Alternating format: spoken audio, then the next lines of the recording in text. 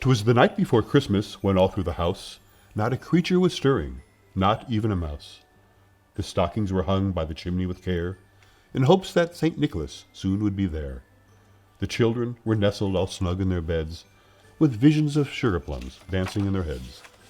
And Mamma in her kerchief, and I in my cap, had just settled our brains for our long winter's nap, when, out on the lawn, there rose such a clatter, I sprang from my bed to see what was the matter.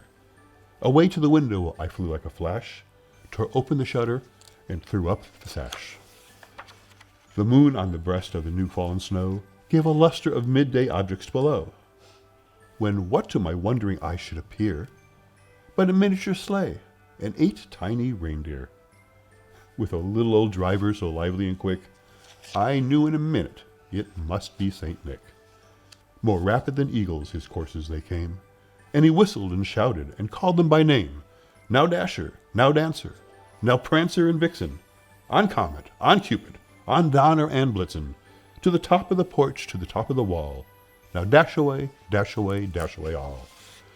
As dry leaves that before the wild hurricane fly, when they meet with an obstacle mount to the sky, so up to the housetop the courses they flew, with a sleigh full of toys, and St. Nicholas too.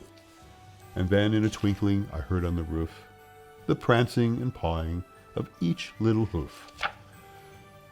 As I drew in my head and was turning around, down the chimney St. Nicholas came with a bound.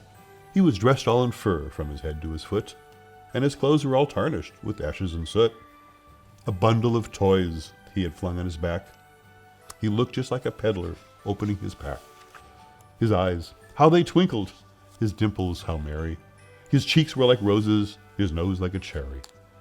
His droll little mouth was drawn up like a bow, and his beard on his chin was as white as the snow. The stump of a pipe he held tight in his teeth, and the smoke, it encircled his head like a wreath. He had a broad face and a little round belly that shook when he laughed like a bowl full of jelly. He was chubby and plump, a right jolly old elf, and I laughed when I saw him in spite of myself. A wink of his eye and a twist of his head soon gave me to know I had nothing to dread.